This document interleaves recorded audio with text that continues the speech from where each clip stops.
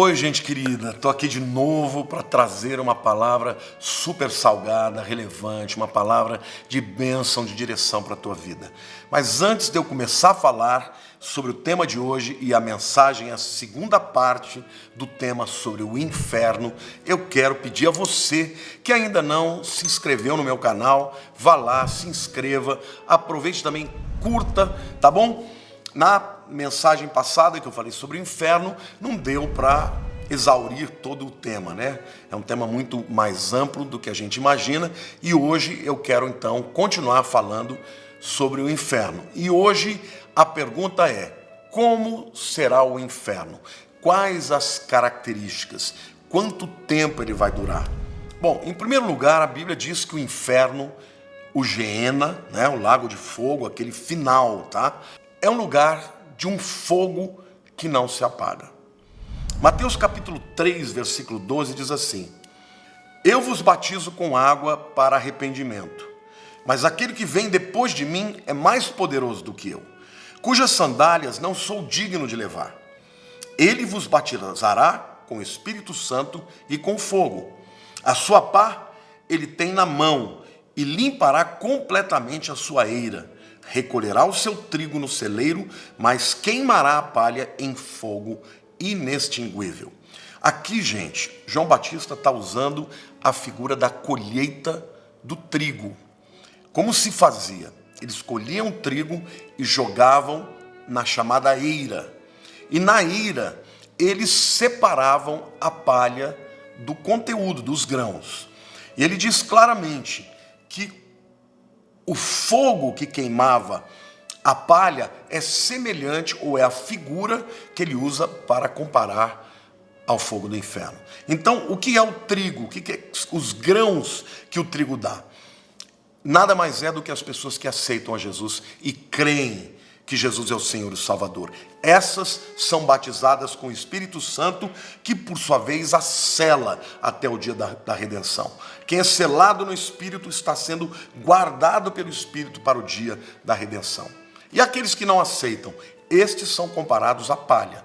E do mesmo jeito que a palha, vinha a pá, né, levava a palha e jogava no fogo para queimar, aqui João Batista está dizendo que Jesus, o mesmo Jesus que salva, que batiza com o Espírito Santo, lançará aqueles que não creem nele no fogo inextinguível, ou seja, um fogo que não se apaga.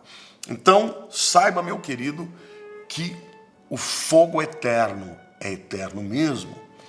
Lá em Mateus capítulo 13, versículos 41 e 42, a Bíblia diz: Mandará o Filho do Homem, Jesus, os seus anjos, que ajuntarão do seu reino todos os escândalos e os que praticam a iniquidade e os lançarão na fornalha acesa.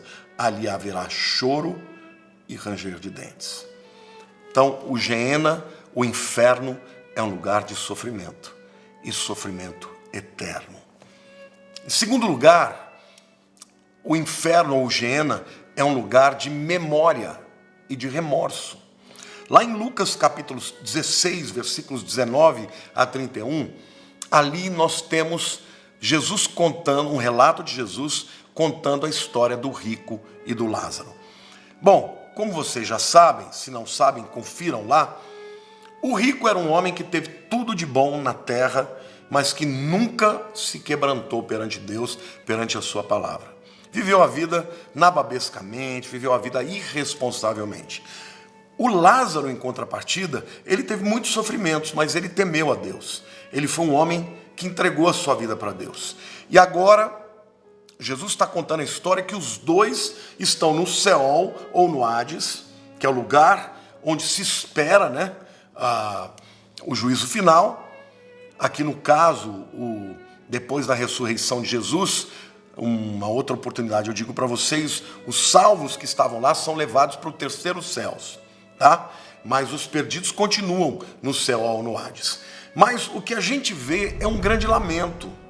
O rico está ali vendo o pai Abraão e ele então percebe que ele pode se comunicar com o pai Abraão e ele diz assim: Pai Abraão, peça ao Lázaro para que molhe a ponta do seu dedo na água e que mate a minha sede. O pai Abraão fala assim: não, Os que estão aqui não podem passar para aí. Aí ele diz assim, por favor, eu tenho 5 irmãos da família do meu pai, deixe que eu vá até eles para falar para eles o que vai acontecer se eles não se quebrantarem. Abraão falou, os que estão aqui não podem passar para lá, os que estão lá não podem passar para cá. Então a gente percebe claramente que o rico está atormentado e lamentando tudo aquilo que ele viveu, as oportunidades que ele perdeu na vida. Então, tanto ele tem lembranças, memória do que aconteceu. As pessoas que estiverem lá vão lembrar de tudo, de todas as oportunidades, de todas as vezes que Deus falou com elas e elas se mantiveram, sabe, irredutíveis. E elas vão ter grande remorso, mas não terão oportunidade de salvação. Então, semelhantemente a Davi, o pecado delas vai estar todo o tempo diante da sua memória. Lá em Salmos 51, versículo 3, Davi diz assim, ele está em pecado, ainda não se arrependeu, ele diz assim, pois eu conheço as minhas transgressões, e o meu pecado está sempre diante de mim.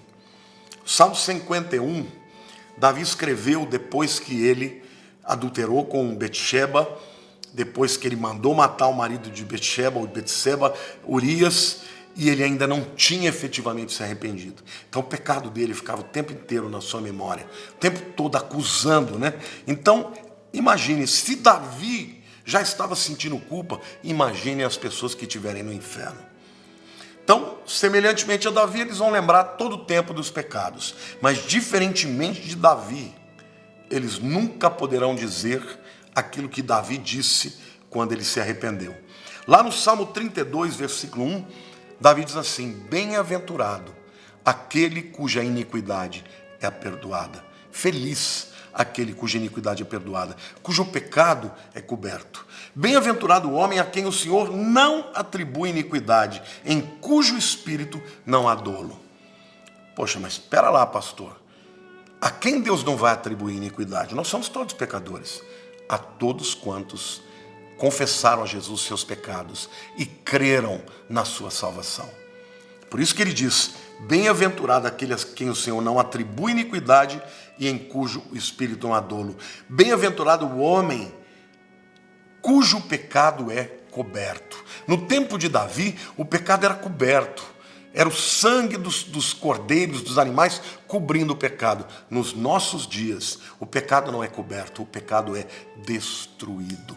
Nós somos perdoados. Jesus não se lembra mais dos nossos pecados, porque o seu sangue nos perdoou, nos lavou. Então, agora, isto é um privilégio enorme somente daqueles que creem em Jesus como seu único Salvador e que confessam os seus pecados. Você peca hoje, se confessarmos os nossos pecados, Ele é fiel e justo para nos perdoar os pecados e nos purificar de toda injustiça.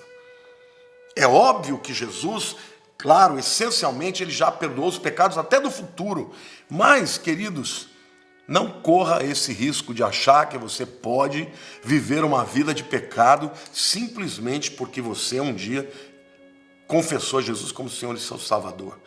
É muito importante você saber que pessoas que andam em pecado são pessoas que não estarão lá nos céus, na presença de Deus. Em terceiro lugar, o inferno é um lugar de sede. Lucas 16, 24. Então, clamando, disse, Pai Abraão, tem misericórdia de mim e manda Lázaro que molhe em água a ponta do dedo e me refresque a língua. Bom, se haverá sede, é necessário que haja um corpo. Então, da mesma maneira que as pessoas terão um corpo glorificado, né, como o corpo de Jesus, que comeu pão, que foi tocado, mas ao mesmo tempo desapareceu do lugar, esse é o corpo glorificado que os salvos vão receber. Os perdidos receberão um corpo também imune à destruição do fogo eterno. Mas será um corpo que, apesar de não morrer, vai sentir todas as misérias, a dor e a sede também. É um lugar de dor, como eu acabei de dizer. Em Apocalipse 14, versos 10 e 11, diz o seguinte, também esse beberá do vinho da cólera de Deus, preparado, sem mistura, do cálice da sua ira, e será atormentado com fogo e enxofre, diante dos santos anjos e na presença do Cordeiro. A fumaça do seu tormento sobe pelos séculos dos séculos, e não tem descanso algum, nem de dia, nem de noite, os adoradores da besta e da sua imagem, e quem quer que receba a marca do seu nome. Uau! Que coisa tremenda, irmãos. Aqui, a palavra de Deus está dizendo que na grande tribulação, quando o anticristo vai colocar a marca da besta das pessoas, quem receber voluntariamente vai receber essa punição. E fala de dor, de tormento, de dia e de noite, não tem descanso, não tem refresco, não tem sombra, não tem um sequer segundo onde essa pessoa vai se tornar alguém que vai receber um refresco da parte de Deus. Todo o tempo. Então, meu querido, você que crê em Jesus, mas que está vivendo uma vida de pecado, quando vier a trombeta, o arrebatamento, e você não subir, você vai ter que fazer uma escolha. Se vai receber a marca da besta e eternamente morar no Geena, o lago de fogo, ou morrer, ou ser decapitado. Então, o melhor que a gente tem que fazer é confessar os pecados agora, santificar a nossa vida, pedir misericórdia para Deus, e não só pedir misericórdia para Deus, mas crer sobretudo no perdão que Jesus nos deu lá na cruz do Calvário. Do mesmo jeito que ele disse para o ladrão da cruz: hoje mesmo estarás comigo no paraíso. Se você que está me vendo agora, nesse momento, confessar o seu pecado, a Bíblia diz que você já tem o seu nome escrito no livro da vida. A Bíblia diz assim: quem crê nas minhas palavras, Jesus disse em João capítulo 5, aquele que crê nas minhas palavras e naquele que me enviou, não entra em juízo, mas passou da morte para a vida. Amém? Em quinto lugar, eu quero dizer que o inferno é um lugar de separação.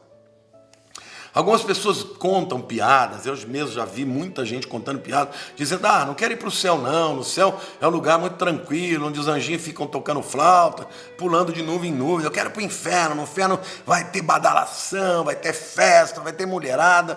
Não, meu querido, não é nada disso. O inferno é algo terrível que você não quer ir para lá. Por quê? Porque o inferno é um lugar oposto ao céu. Interessante porque tudo que o céu tem de melhor, o inferno tem o pior. É a antítese dos céus. Por exemplo, o céu é o lugar onde Cristo está para sempre. E o inferno, em contrapartida, é o lugar onde Cristo não estará jamais. Aí você vai dizer assim: mas eu não preciso de Cristo. Você está enganado. Você vive nesse mundo, tudo que você tem de belo, de maravilhoso, uma brisa, um pôr do sol, uma música linda, tudo isso só existe por causa da presença de Cristo. Porque Cristo, Ele é o Criador de todas essas coisas. A ausência de Cristo é absolutamente horrorosa. É algo que você não vai querer experimentar. O céu é um lugar de vida eterna. E, portanto, o inferno, que é a segunda morte, é o lugar da separação eterna de Deus. Porque a vida é Jesus. Jesus disse: eu sou o caminho, a verdade, a vida. Ninguém vem ao Pai senão por mim. A antítese da vida é a morte eterna, a morte espiritual, a segunda morte. Então, o inferno é um lugar terrível, é a antítese dos céus. O inferno é um lugar de trevas. A Bíblia diz que Jesus é a luz do mundo. E o inferno é a separação da luz. É um lugar de caos e de trevas e de dor e de angústia e de desespero. O inferno é a separação definitiva da salvação. Pois Jesus Cristo, o Salvador, não estará mais lá. Seu nome, Yeshua, significa salvação de Javé. E onde não está a salvação, o que sobra é o desespero, é o abandono, é a morte, é a tristeza, é o choro, é o ranger de dentes, é o remorso, é o arrependimento que não tem volta, é o nunca mais. Você está entendendo, meu querido? Hoje, se você ouve a voz de Deus, arrepende, rasga o teu coração, não importa o tamanho do seu pecado, porque a Bíblia diz que onde abundou o pecado, superabundou a graça. O inferno é o nunca mais. Nunca mais a vida, nunca mais a alegria, nunca mais o perdão, nunca mais a presença de Deus, nunca mais a paz que excede entendimento. Nunca mais é o inferno.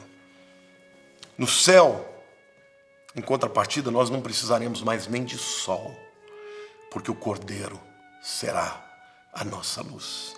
No céu não haverá morte, porque Jesus, o autor da vida, estará conosco. E lá haverá o fruto da árvore da vida, dando o seu fruto a cada estação, todo mês, para que os povos possam comer do fruto da vida eterna, e as suas folhas são para a cura das nações. Que coisa tremenda! Onde abundou o pecado, superabundou a graça.